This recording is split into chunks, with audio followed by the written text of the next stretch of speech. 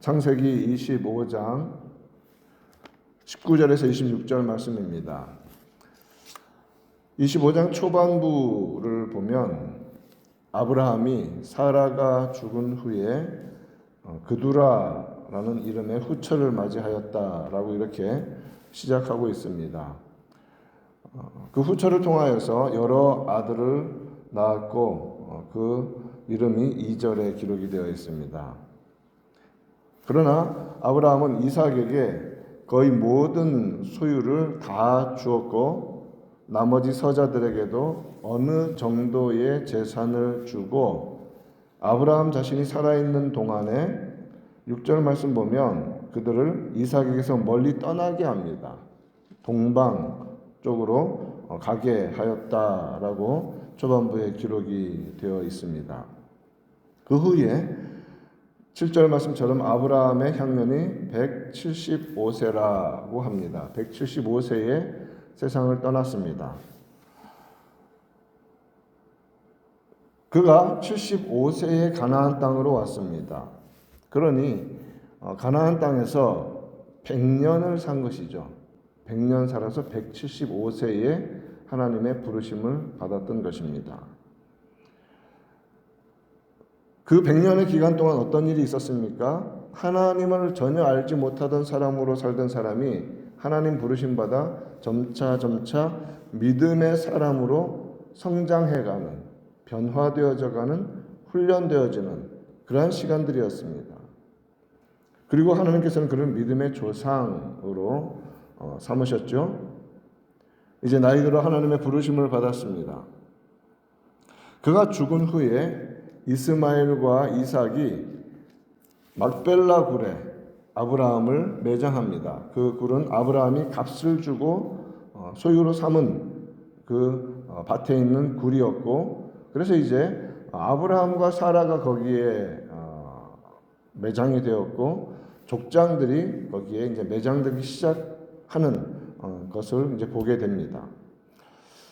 11절 말씀에서는 아브라함이 죽은 후에 이제 아브라함은 죽었고 이삭만 남았습니다. 하나님이 그의 아들 이삭에게 복을 주셨다라고 이렇게 말합니다.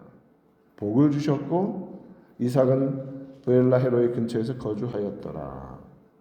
아브라함에게 약속하셨던 언약의 복들 그리고 이 땅에서의 축복들이 그대로 이삭의 삶에서 현실이 되어서 이어져 가고 있습니다.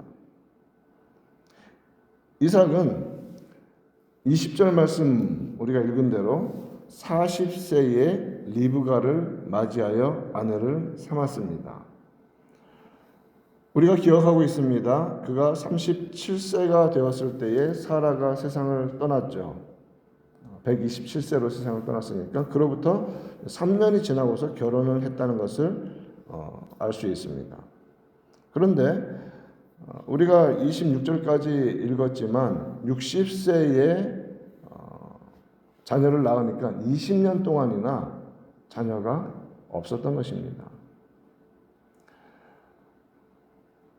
자, 그런데 21절 말씀에서 이삭이 그의 아내가 임신하지 못함으로 그를 위하여 여호와께 간구하매라고 되어 있습니다. 지금 참 중요한 구절이 21절 말씀입니다. 하나님께서 아브라함을 부르셔서 너의 몸에서 태어날 자식이 너의 상속자가 될 것이다. 그리고 한참 지난 다음에 사라를 통해서 태어날 것이다. 라는 그러한 말씀으로 끊임없이 그 언약의 그 족보를 이어가시는데 놀랍게도 이삭에게 오면 어떤 일이 벌어지냐면 아브라함도 자녀가 없는 긴 세월을 지냈지만 이삭은 그 시간을 지내면서 어떤 상태로 나아가냐면 기도하는 사람이 되었다는 겁니다. 어려움이 있을 때 기도하는 사람이 되었다. 믿음의 성장, 믿음의 단계가 아브라함보다 한 단계 더 나아가서 이제 언약의 그 계보를 이어가는 데 있어서 언약의 백성들이 어떻게 살아가야 하는지에 대해서 보여주는 그 좋은 모습이 이삭에게서 나타나기 시작한다는 것입니다.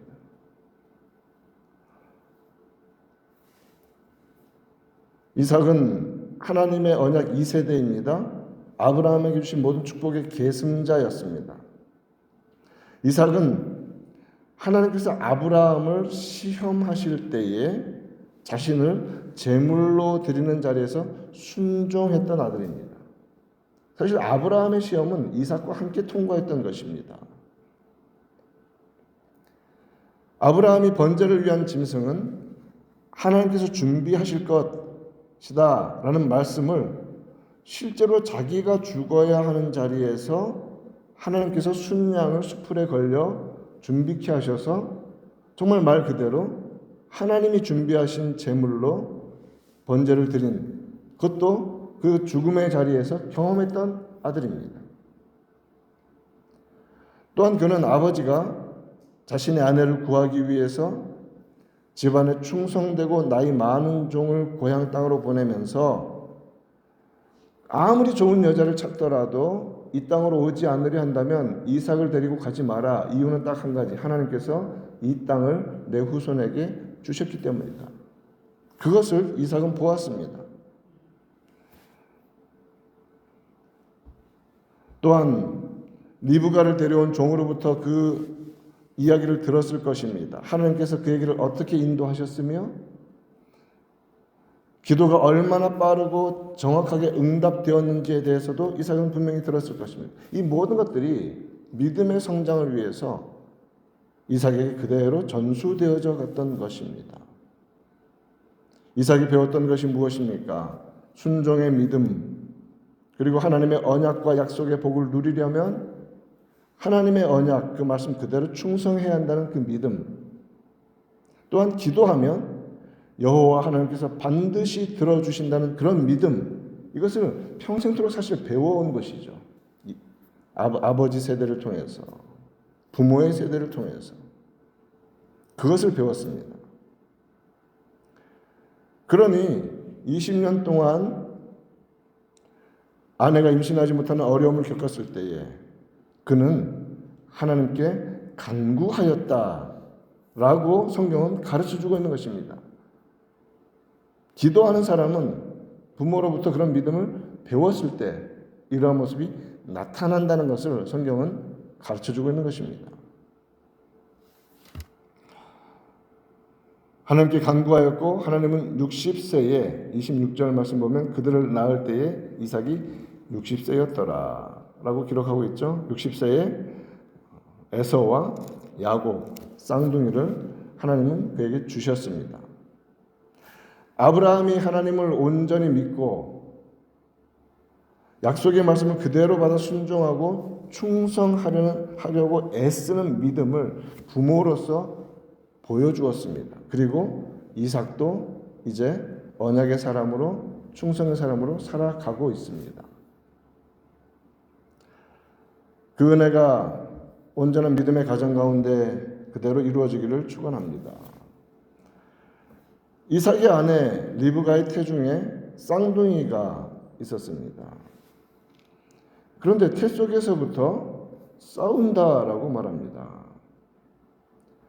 22절 그 아들들이 그의 태 속에서 서로 싸우는지라 내가 이럴 경우 어떻게 할 것인가? 라고 이삭은 하나님께 묻습니다. 이거 어찌된 일입니까? 하나님께서 말씀하십니다. 두 국민이 너의 태중에 있다. 두 민족이 내 복중에서부터 이미 나누었다. 그러면서 하시는 말씀이 이 족속이 저 족속보다 강하겠고 분명히 두 아들을 통해서 형성되는 민족 중에 한 민족이 더 강할 것이라는 겁니다. 하나님의 백성들이죠. 그리고 큰 자가 어린 자를 섬기리라. 에돔 족속은 결코 유다 족속을 이기지 못합니다. 그것은 정해진 일이었고 실제로 그것은 역사 속에서 나타난 일입니다. 자, 이것은 하나님께서 에서와 야곱이 태어나지도 않은 때에 이미 야곱을 택하셨다는 것을 보여주시는 성경의 기록입니다. 이 말씀을 그대로 로마서에서는 하나님의 주권적인 택하심에 대해서 말씀을 해줍니다. 하나님의 주권, 하나님이 언약 백성으로 택하시고 부르시는 주권을 가지고 계십니다. 그 많은 사람들 중에 하나님은 아브라함을 택하여 부르셔서 믿음의 사람으로 만들어 가셨고 아브라함을 통해서 태어나는 많은 자녀들 중에서도 이삭을 통해서 하나님은 언약의 계보를 이어가십니다. 이삭에게서 태어나는 야곱과 에서 중에서 야곱을 하나님은 택하십니다. 그래서 로마서 9장 11절 말씀에서 같은 말씀을 하십니다.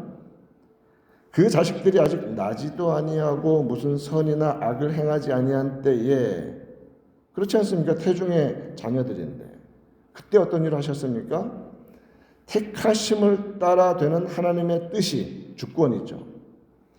행위로 말미암지 않고 오직 부르시는 이로 말미암아 서게 되는 놀라운 구원의 원칙을 보여주셨다는 것입니다. 하나님이 택하셔서 우리는 구원받았습니다. 이삭과 야곱처럼 우리는 하나님의 긍휼하심과 택하심의 은혜를 입은 자들입니다. 자, 그렇다면 이삭처럼 오늘 우리가 이삭의 모습에서 본 것처럼 하나님의 약속의 말씀을 순종하고 어려움이 있고 풀려야 할 문제가 있을 때 하나님 앞에 기도함으로 응답받는 자들로서 살아가는 우리가 되기를 바랍니다.